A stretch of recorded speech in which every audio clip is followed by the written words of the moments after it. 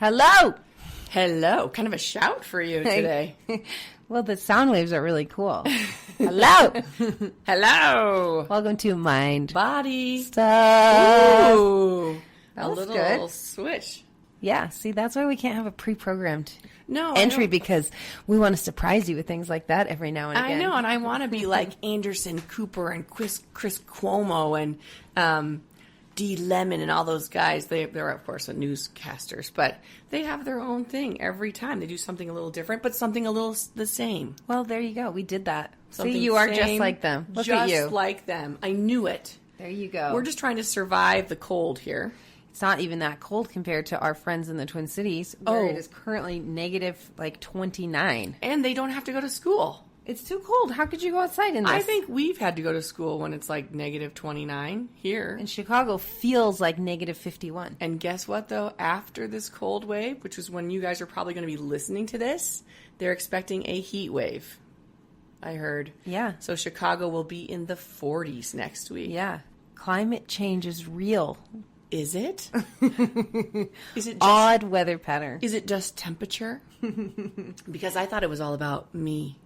Right? I thought I affected the weather. Oh, really? Why is that? Because I thought that would take us right to the topic today. Oh, no. About how sometimes I think I affect the weather.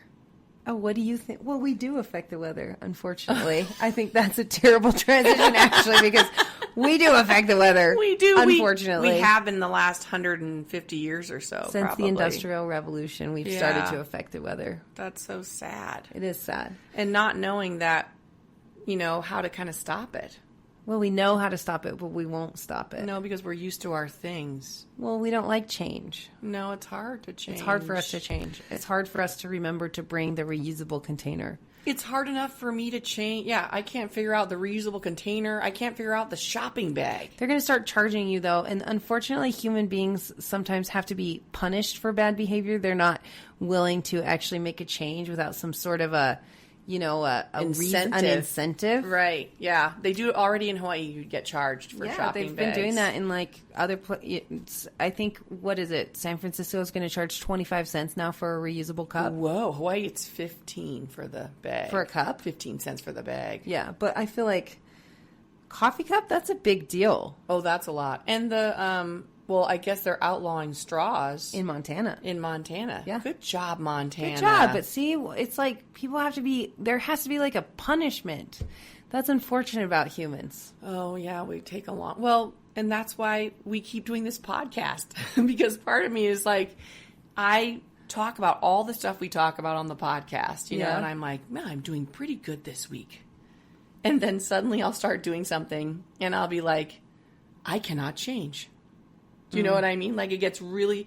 If you're asking me to do a shopping bag... Right. And I can't even figure out how not to have the same reaction to when people comment to me. Do you know what I'm smart enough, I'm aware enough, I can talk to you about it for hours. I can say, when my son says this to me, I know it has nothing to do with me. Right. But when it happens to me, what happens? You still think it has to do with you. It has to do with me. So it's hard. I can't imagine that I'm going to have to do my shopping bags when I can't even change my mindset about, when things happen, and I filter it right back to me. Right. Every time. Yeah. Which is so common. We always think it's about us. We always think it's about us. And usually it's not about us. Most of the time it's not about us.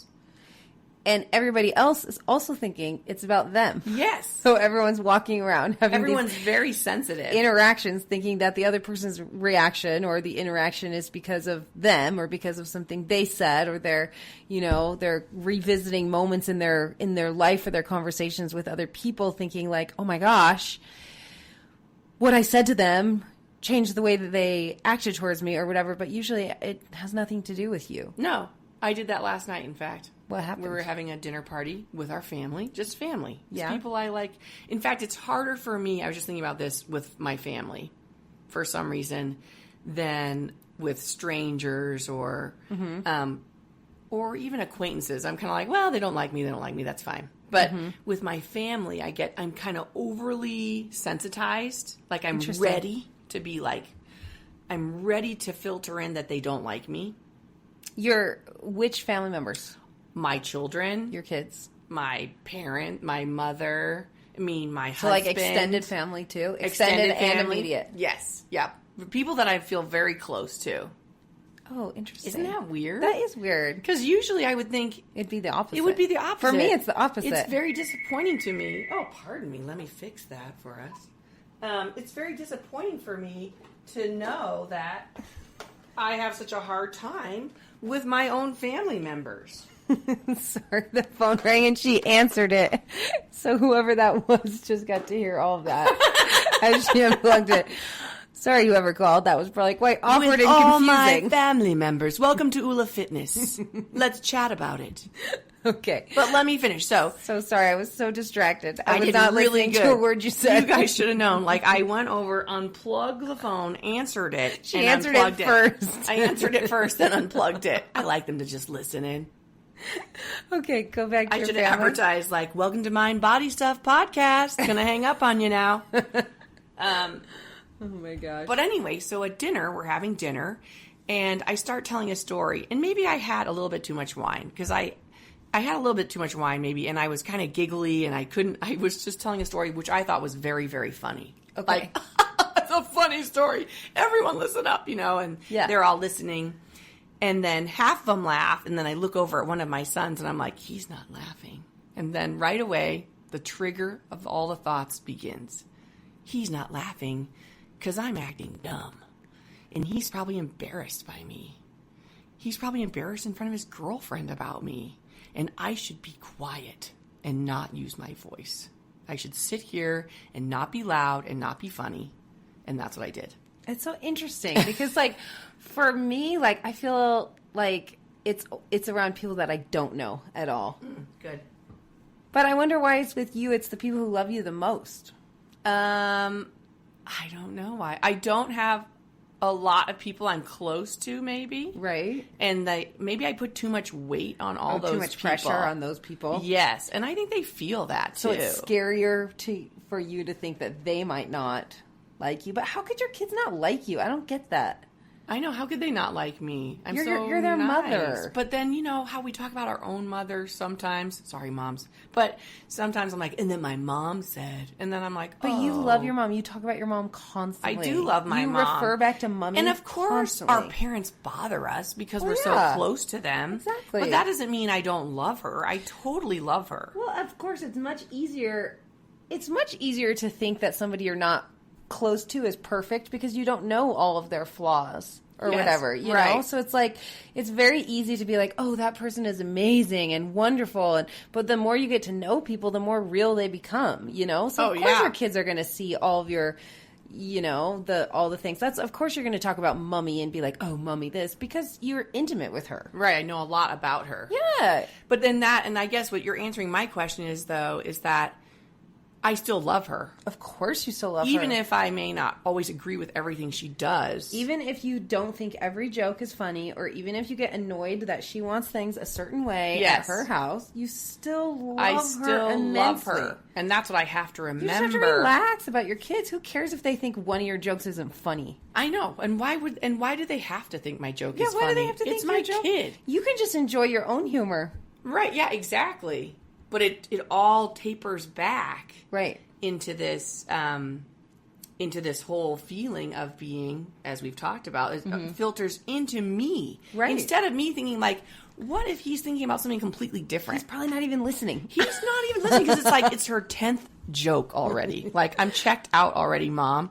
Not thinking like you're too loud or you're whatever. He's just like, I'm thinking about what I'm going to play on my guitar later. Exactly. And how great, though, you can be so close with family and you don't even always have to be paying attention. I feel like you always have to be on best behavior with people you don't know very well. And, of course, you have to be listening and paying attention and politely laughing even if you don't think it's funny. Like, the intimacy of family, I think, is so nice because you don't have to do all those niceties. But I think, how I grew up is I had to be very attentive because my dad was distracted. They were so distracted. Right. So I'm wondering if that's why. Yeah, maybe, huh? I'm kind of like, when I'm with my family, I'm like, yes. Oh, sure. What did you say? Yeah. But I think also that's irritating, too, because I'm sure they're like you, like thinking like, Mom, Don't worry about it. You're my mom. Yeah, you're my mom. Like, you don't have to be, like, right. overly engaged the entire time. You know, but, yeah. Go ahead. Yeah. But I think that's interesting, and I don't mean to cut you off at all. But I think for most people, and I could be wrong, but I think most people are most unsure of their interactions with new people. Or we hear, and I experience this all the time, like, of people being, like, nervous to go to parties or nervous to, like, just in new social situations. And I think that a lot of us are constantly, like, questioning what we're going to say, or is this going to sound weird? Or how many times have you been in a new situation with people that you like, and then you just go over in your head over and over and over these, like, things that you said, and you're like, oh man, they probably thought that was so dumb, or like, I shouldn't have said that, or like, I wish I would have said this instead, whatever. Like, do you do that in social situations too? Because I do that, and I've heard, like, we've heard from tons of you guys about, or showing up at, like, ULA experiences and being like, I was so nervous people wouldn't like me. Yes. Like, we have this fear that people aren't going to like us all the time. And so then we're always like, did I say something weird? Was it, But it's so interesting that everybody else is also thinking that too. Oh, for the most part, is also thinking that too. I mean, unless you're extremely confident or just, whatever. But I would say the average person is always going home thinking like, oh, I wonder, like, if what I said offended them, or should I not have sworn, or like, was that weird? I think we all think about it, and we think about it too much. Oh yeah, we think about it too much. We have that filter on all the time, and I think it stops some of us from engaging socially. It totally stops us from engaging socially. And also the other thing is, how about this? Also, when you view someone as powerful? Oh, yes. Do you know what I mean? Oh, I was just thinking about this. But what were you going to say? But that's what I was thinking. Like, I wanted to prompt that thought of, because what happens to me is sometimes if I think someone's like a powerful person, or I really want them to like me. Yeah. Then it's much more impactful. Yes, I think that's such a good point.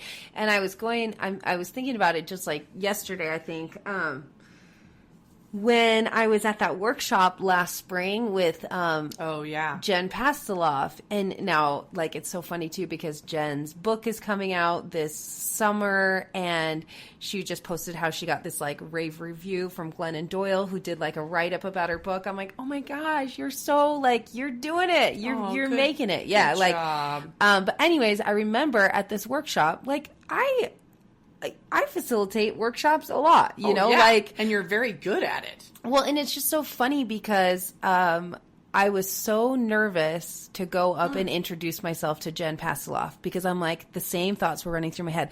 Like, what if I say something? What am I going to say to her? Like, I want her to like me, so what should I say? And I feel so nervous to walk up to her and introduce myself. But you know what? I can 100% guarantee you that she has absolutely no idea who I am, and probably doesn't remember me. She does these. It's not like she's like going home at night being like, oh, that one girl was really awkward in her interactions with me. She's not thinking about me. So if I want to go up and talk to her, what's the point of going up and talking to her? Why didn't I just go up and say, like, I really love your work. I'm so grateful that you're putting on this workshop. Thank you so much. It's been impactful, whatever. Because what's more important is that I just speak my truth and not actually give a shit how she responds to it, because she's probably not even going to remember me. Yes. So if I want to talk to her, I have to ask myself, why do I want to talk to her?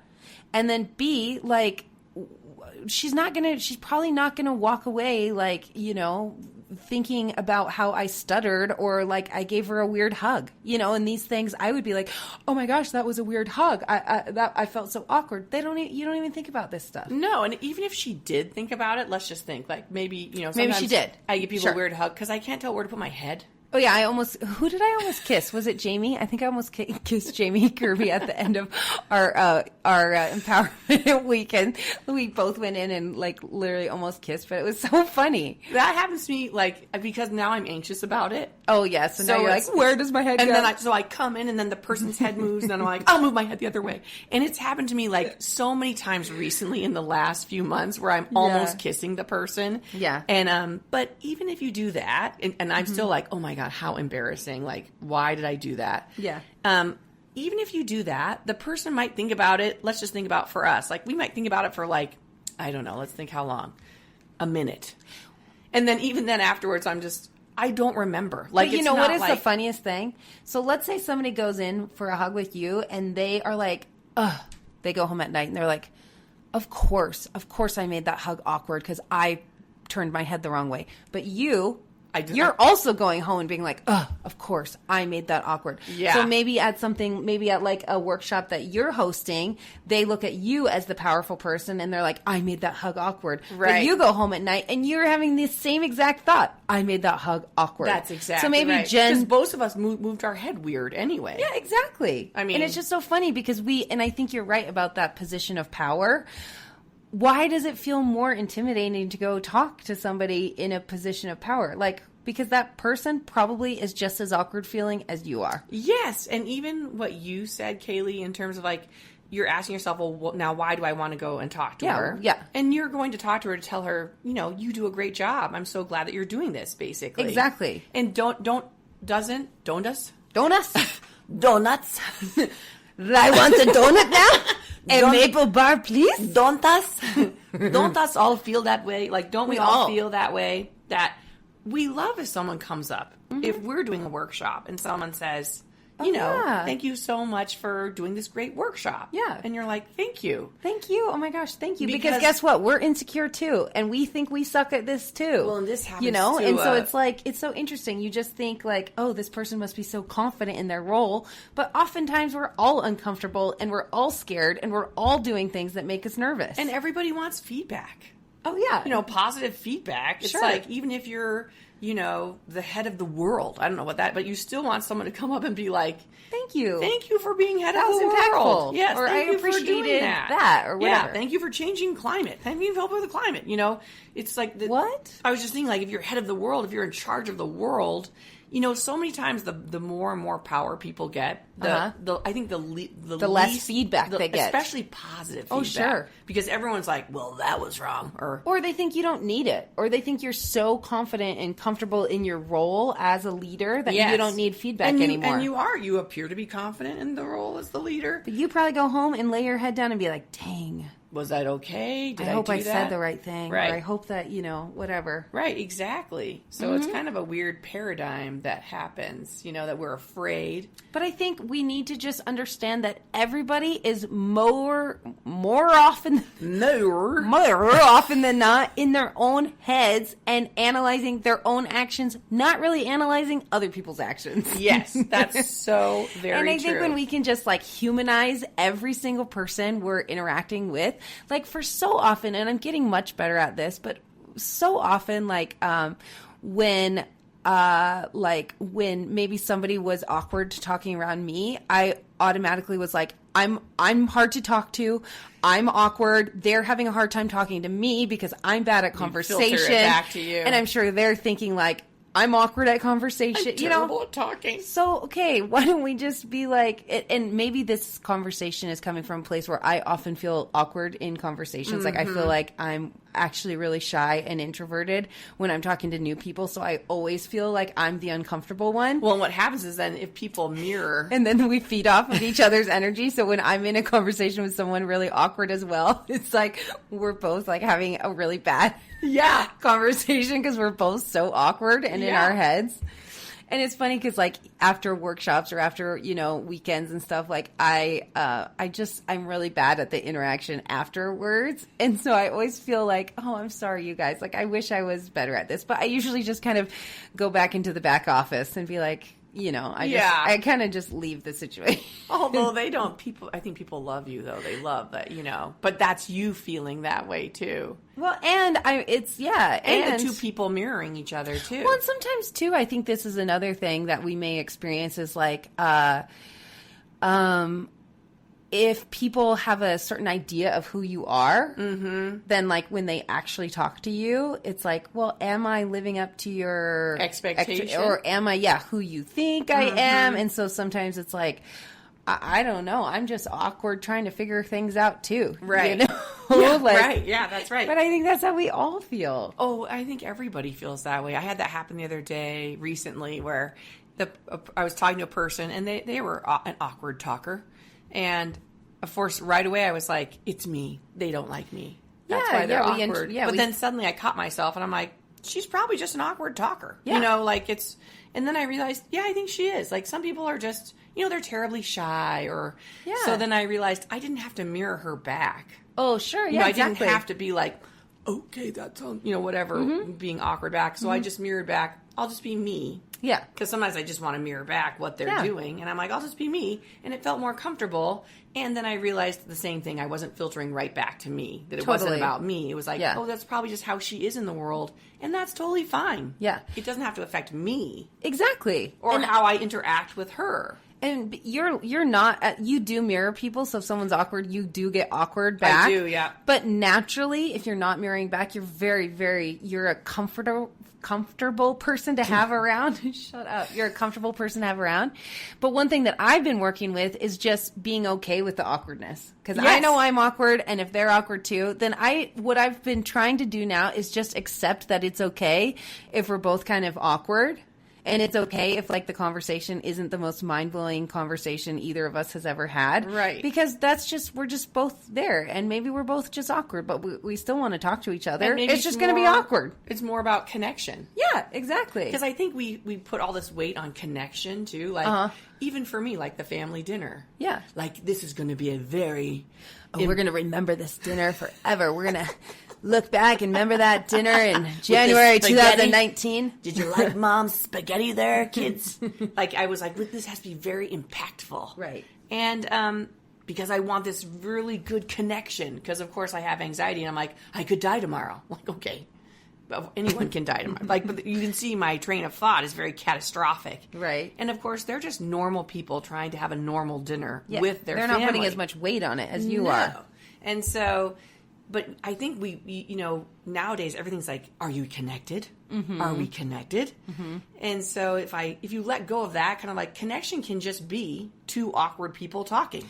Absolutely. It does not have to be, like you were saying, this mind-blowing interchange. Yes. Not every time. Right. Maybe not even most times. Oh, yeah. Maybe it's just two people saying, hi, how are you? Mm-hmm. I'm fine. How are you? And one thing that I've tried really hard to do is even if the conversation is awkward, I try to just make really good eye contact. You know, like, I'm like, even if neither of us are really coming up with great words to say, I hope that we're at least like connecting on a soul level by just like having really good eye contact. And I really like to touch people. Like if it's like a one-on-one conversation, like a hug and good eye contact, I think can really make up for a lot of like, I don't really know what to say right now. Yeah. Me neither. Yeah. You know, or and even then like it's kinda touching someone on the shoulder. I always I try and do that. I always try to touch people somewhere so that they feel that connection when my words fail. Yeah, I think that's a great point. Mm-hmm. And the other thing I was thinking about, I was talking to a friend yesterday about how we filter things in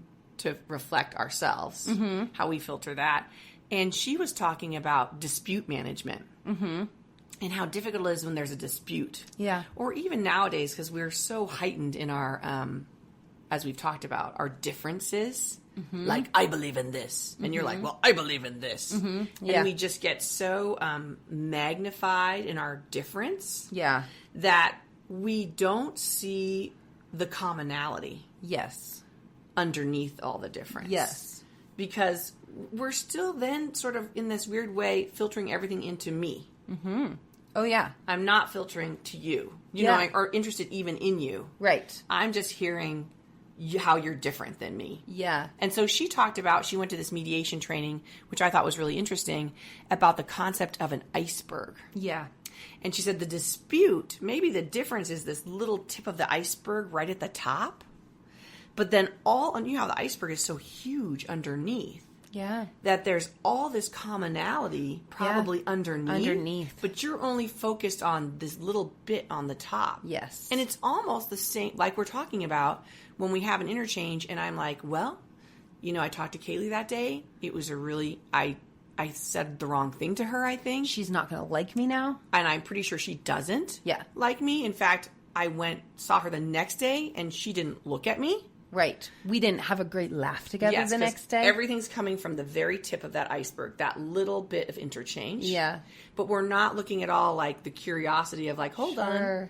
Maybe she didn't look at me because she was busy talking to Betty. Maybe she's in her head because her kid is really sick. Maybe because her kid has the flu. My kid has the flu and conjunctivitis right now. Yeah.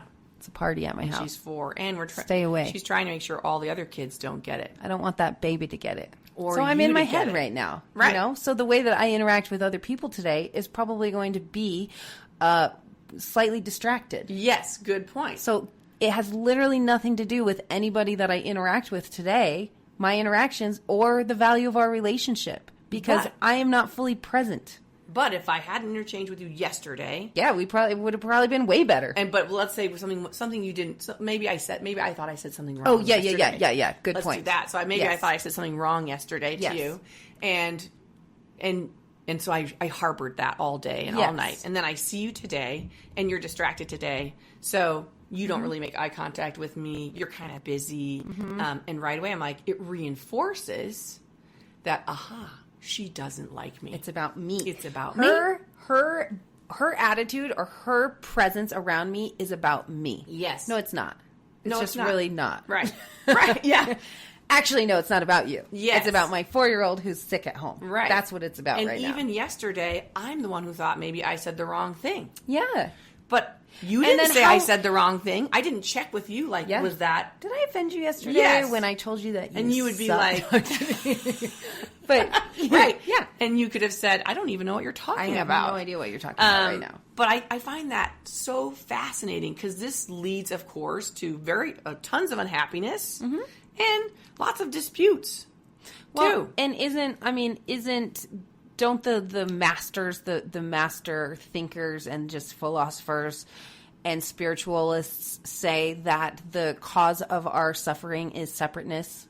Isn't that what they say the root of all of our suffering is its separateness? And oneness is actually what we are. It's who we are. We're all connected. We're all rooted in love, but it's our separateness that causes us to suffer. And I think I think that's exactly what this is when we just stay in our own minds and think, oh, that person is, that person doesn't like me now, or that person, whatever. And we don't even connect and ask, say, hey, was it offensive what I said to you? Or are you doing okay today? When we don't reach out and ask those types of questions and create that space for dialogue and understanding, when we just internalize it and say, this is all about me, we have immediately separated ourselves from that person. Yes. We've disconnected, and then it's in that suffering, it's in that separateness that we experience the suffering. Yes. And then this happens, I think, more and more and more. And I think it just happens all the time without us even realizing that we just separate ourselves. Yeah, we get in the habit of doing it. We get in the habit. And I also think that, I don't know, we just don't even know that we do this. No. We just don't even know. And we just, bottom line of this whole podcast, I think we need to just A, not take things so personally. B, not think it's always about us. And C, make space for that connection. You know? Just like checking in sometimes too. You know? Oh yeah. Like, how are you doing today? Or rather than think, oh my gosh, this person is mad at me. Right. Just say, hey, this person is stressed. Is everything okay? Yeah, exactly. Like, and even sometimes you may not have the opportunity to do it with the person. But that's the beauty of having friends. For sure. Too, where you can say, this thing happened. Oh, yeah, good point. And your friend can say, like you did today, yeah, of course your son loves you. Right. Let's look at how you love your mother. Totally. And good then for point. me, I go like, oh, right. Oh, yeah. So it unburdens that. If I keep all that stuff locked up in that little room in my heart or wherever, in my body, and I don't let it see the light of day with another person, then it sort of grows. Yeah, or it's like a magnet. Yeah. And then it keeps drawing everything into it. Yeah. Like, remember, he doesn't like you. Good. It doesn't feels feel terrible. Good. I think you're so right. Like bringing it to the light with another person. Even if you can't do the person that you did. Yeah. Good point. And also when it comes to like interactions, I just think about this one a lot because sometimes I'm like, man, I really, really, really respect this person, or I really want to be their friend. Like I've got to make my interaction with them like really awesome so that they want to be my friend. And then I'll go back and think about it and be like, oh, I probably said the wrong thing, or I wasn't funny enough. Like I had the funniest college roommate. Like I think I'm really drawn and attracted to people who are like really charismatic and really funny. And they usually become really, really close friends, or I become really, really close friends with them. And part of what I've realized about myself is that I always want to have that like funny, like really charismatic friend around that everybody just really loves, because it makes me feel like, I don't know, it makes me feel like I don't have to I don't have to be that one, because it doesn't come naturally to me. Yeah. But then also at the same time, it makes me feel like, I don't know, like I don't have that gift. Like it almost reinforces that I'm bad at these types of interactions. Yes, that's so funny. at the same. It's like a two-edged sword. It's a double-edged sword, Yeah. because I can always have this person around, and then everyone's always having a good time, and it's great. It's great. They're It's very your fun person. It's my fun person, but then at the same time, it like reinforces that I'm not the fun person. Yes. And so it is this double-edged sword. So I'm working on being okay with me and just the way that I am in interactions. And that's, it's hard. It's hard. It's taking some time, but I want to make sure owning our stuff. Yeah, I want to own it, and I want to own that. I'm much better on like I really enjoy these types of conversations. That's why this podcast is really important to me, and I love it because I love the depth of these types of conversations and exploring the humanity and exploring, the mind-body connection. I'm terrible at like small talk and making jokes and make everyone feel comfortable around me. Lighthearted. I'm just not good at it. Yes. But okay. Well, that's what you think, anyway. Just be okay with not being good at it. I don't have to be the best at every type of conversation. And I not can everybody wants to be with those people. Not to say that, but you know what I mean? Like sometimes some people are like you, like they just want to be with people that talk to them. Mm-hmm. You know what I mean? Like we assume like everyone wants an entertainer or a funny person, but some people don't. Some people are just like, hey, I just want to be real. Well, and I think we're so uncomfortable with silence too as a culture. Like my husband doesn't talk as much as I would like him to sometimes, but and this used to be an issue in our relationship where I'd be like, oh, why don't you just like, why don't you say something, or why don't you talk to me more? And he was like, just some of the personal work and the spiritual work he's done. He was like, and I think it's like a Native American thing, like if the silence, like don't fill the silence with something that is like less, less value than the silence. Like, why is it so hard for us just to be able to like sit in silence? There's nothing wrong with that. I have a hard time with that, this too. American thing that we have to fill the silence. We can't just sit in each other's presence. Well, we're filling everything all the time. We're just filling. Yeah. And it's okay if it's like, that's why for me, if I'm in an awkward conversation with somebody, like just looking at their eye, touching their shoulder, because for me, it's like, that is what is under the iceberg. It's like, all that stuff underneath is like how we actually truly are connected at a deeper soul level. We don't have to maybe be having the best conversation to just be able to stop and connect with another human being and be like, I'm with you. Yeah, I'm with you. Sometimes that's enough. I get where you're at right now. Or maybe I don't. But I'm willing to sit with where you're at. I'm willing to sit with it. But so often we need to fill that space and that silence with like, I've got to be the most exciting. I've got to be the funniest. I've got to have like the smartest response. I've got to be quick-witted. I've got to be all these things. But I think that there's a lot of value and power in just that stillness and the silence and just being with someone too. And that's what I'm working on. I'm working on focusing less on my awkwardness in, conversation, especially with people that I don't know very well, and just being okay with, you know what, like, I'm going to be present here. Yeah, exactly. And not taking that personally, their awkwardness personally. Yeah, yes, exactly. You know what I mean? Understanding that they are a whole human being with their own life. Or maybe they're not awkward. Maybe they're an amazing conversationalist, and then don't go home at night being like, oh, I wish I would have been able to engage better with them. I didn't have the right answer, right? Or I didn't the right say question. the right. I'm always I don't have the question. I get all frozen on the, what would I say? How should I ask now? So I can learn more about them. Yes. But then it's almost like because of my anxiety, all the questions leave my head. Oh, and then I'm just all like, so nice day. Even though I probably want to know, like, where are you from? And, what you do as a career? And my husband's so good at it. Like, he's just like and you are too. You're like journalists, you guys have these. But only with people that I'm comfortable with, I feel like. But still, like, even with people I'm comfortable with, sometimes I'm like, nice hair. I know you do get. I get all. You do get totally awkward. Even with me sometimes, you'll be like, you start like using weird voices and be like, okay, I'm gonna go do this. I'm like, okay, why are we uncomfortable again? It is because I can't think of the question. It's almost, and then I put too much weight on the connection. I'm going to talk about that again. Yeah. And then I'm not connected. And look what you did, B. Yeah. You're not connected. Yeah. Where we've gotten better because you kind of understand. Yeah. When I get awkward. Totally. And then you just kind of let it be. Like she's getting, getting awkward. She's talking in her voices now, and that will pass. Or I'll make fun of you. Or you'll make fun, and then I'll it'll be like, make you laugh. because sometimes I don't even and know then I'm talking in a voice. Get you out of it. Yeah. And then I'm but like, another thing that I think Mike is really good at too is he's more comfortable with silence.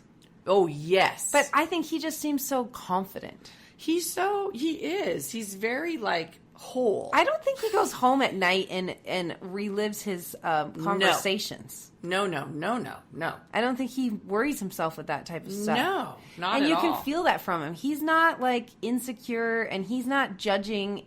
But he's also, there have been times that I've been with Mike and it has been like silent. Oh yeah. But I don't think he finds it awkward. No, he loves silence. He could live in a cave. So could Rob. Rob loves to be alone. He loves the quiet. Yeah. He's like, I'm not going to talk if I have nothing to say, just so we fill the silence. Well, and then I'm always like, we were driving yesterday, I think, and I was talking about some sort of heavy subject and analyzing it. Like, I wonder what it means when, someone loses their child at, 2 and how that would affect your life. And I was just going on and on and on. And then I look over at him and he's just kind of staring up into space while he's driving. And then I just say, you did not hear a word I said.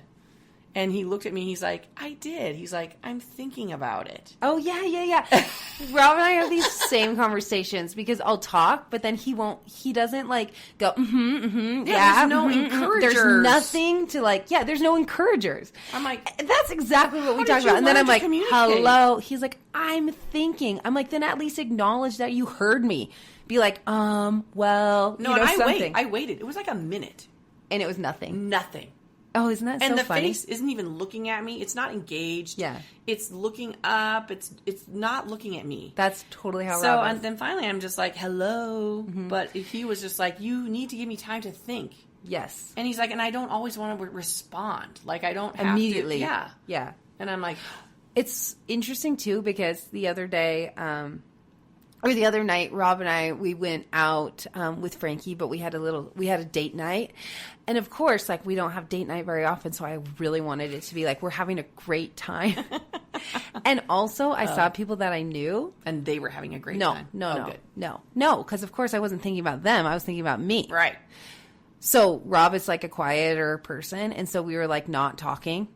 And we're just like sitting there. On date night, and he's not talking. But I was more concerned about how those people that I knew would think about your me relationship and Rob and our relationship because he wasn't talking to me. And I'm like, oh, look, they're probably looking at us and thinking, oh, wow, her marriage probably sucks because they're not even talking to each other right now. They're struggling with that third baby. That third baby. I wonder. Here we go. Wonder how that's going for them. But of course, this is exactly the topic. I was thinking about how those people saw me. Yes. But really, my husband we were having a great time. He just didn't have anything important to say at that moment. So we were sitting there just, and right, for me. You see each other most of the day. Hello, too. We've seen each other I see that man constantly. Yes. I'm sorry if I didn't have something to say to him for 30 seconds. I didn't have anything. Yeah, I know. Yeah. But I was more concerned about are people going to think that that we're having a terrible time? Well, I do date that. night and we're having a terrible night. And sometimes I look. Do you? I look at other couples. Oh, and you're like, I feel sorry because we went for on them. a date night. No, recently, and the other couples were all covered. Other couples were all talking and super engaged, and I was like, and then I'm like, but we're not. And look how happy they all are. Right? And that's one of the stories where Mike would be like, my engagement story. and one of his friends had this huge engagement plan. We were with them, and it was on a river trip, and he dropped on one knee, and I'm like, see, they're going to have the best marriage. And then they got divorced like 2 years later. Yeah. And Mike's just like, you're seeing everything on the surface too. You're not seeing beyond. Yes. And I was like, and I was doing that on the date night. Yeah. And so then I'm like, I'll drink my drink faster. And now I'll think of something witty to say. And I'm sure he's just like, calm down. And you've literally spent so many years with him. It's like you don't have to, let me entertain him. Yeah, exactly. And I'm sure he's just like, stop already. Totally. Yeah, you do or he's probably not even thinking about it. No, he wasn't even thinking about it. He's like not even noticing. He was enjoying his drink and kind of listening to the music. And I'm like, totally. He's just being present. He's actually in the moment. He's in the moment. And you're thinking about, oh my gosh, is this moment enough? Is it enough? Is it enough? Yes, exactly. And they're like, yeah, this is enough. We're just out to dinner, enjoying each other's company. You don't always have to fill it with random chitter chatter. Right. Or solve world problems. Maybe we don't need to solve the world problems again right now on our date. Well, that's why we have this podcast. Yeah. Because we like to talk about that stuff. And that's why it's good to have friends. Exactly. Again, good to remember with our partners, they can't be the end all and be all for all of us. For us. So, no. That's a hard lesson to learn. And I think those types of couples do struggle when you put all of your eggs, or just like that person has to represent absolutely everything that you need. Yes. Who could ever live up to that? No, nobody. I know. That's why when some people talk about like, I don't know if this person is right for me. He's not, blah, blah, blah, blah, blah. I'm like, you think your husband, you think the person that you spend your life with is going to be able to check every single box of your needs? Like, I'm sorry, but that's why you have friends too. That's right. That's why you have friends. You have a multiple of... Can you imagine how lame this podcast would be if it were me and Rob? He'd be like, Or he would only want to talk about science stuff. And then, like I've said, he talks so slow when he's explaining something. Or he gets on his teacher voice. And I always get so annoyed when he puts on his teacher voice. Oh, I have a voice like that too. Or I get, like if someone's disputing me. Yeah. Like yesterday. Oh, I just have to share this. We're with our friends we haven't seen like 5 years. Yeah. And she starts talking about her father's 80th birthday. Yeah. And I'm like, oh. And she's like, he doesn't want to have a party. He just feels like he's 56. He doesn't feel 80. 80, He just wants his family. Yeah. And right away it triggers me. Why? So I'm like, our culture is so focused on youth. Oh. And I just go off on youth. And he should be celebrating he's 80. He should shout it to the stars that he's 80 years old. And I'm like, that's right. I'm 56. I own it. And all of a sudden, I looked at Mike and our two friends, and I'm like, uh-oh. But it's funny how you get those voices, and I got fully triggered, like, as though I'm running for office, and I have to convince them that type of a voice. That her father should have a party. He should celebrate. He doesn't have to have a freaking party. Yeah, exactly. Like, let it go. Yeah, I know, isn't that funny? But it's a funny filter, like, either I'm filtering it in, or I'm, like, trying to, like, you should all think like me. Yeah, exactly. I think it's just a really good practice, though, in our interactions, like, with other people, just to be mindful that everybody's probably in their own heads. Mm-hmm. And that it's really not always about us. No. Only to ourselves. To ourselves, It's usually about us. Yes. But to everyone else, not so much. And feel free to run it by other people. And run it by other people. Like, I think sounding boards are so important. Like, I think I really screwed up. I hugged that person weird, and then I kissed him on the, on the lower lip by mistake. And you could be then you have a friend who can just laugh with you. Yeah, and exactly. Like, I did that the other day, or whatever. I accidentally kissed a man the other day, too. Oops. No. I did almost kiss you, Jamie, though. Huh. Love if you're you, listening. Yeah. You wouldn't be bad to kiss. No. Hashtag Sexy Forester.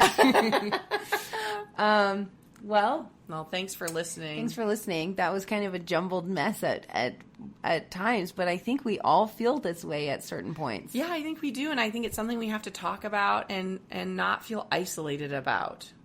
Yeah, and if you're awkward, let's just own it, okay? And if any of you have an interaction with me and it's awkward, it's not you, it's me. Yeah, it's Kaylee. It's not me.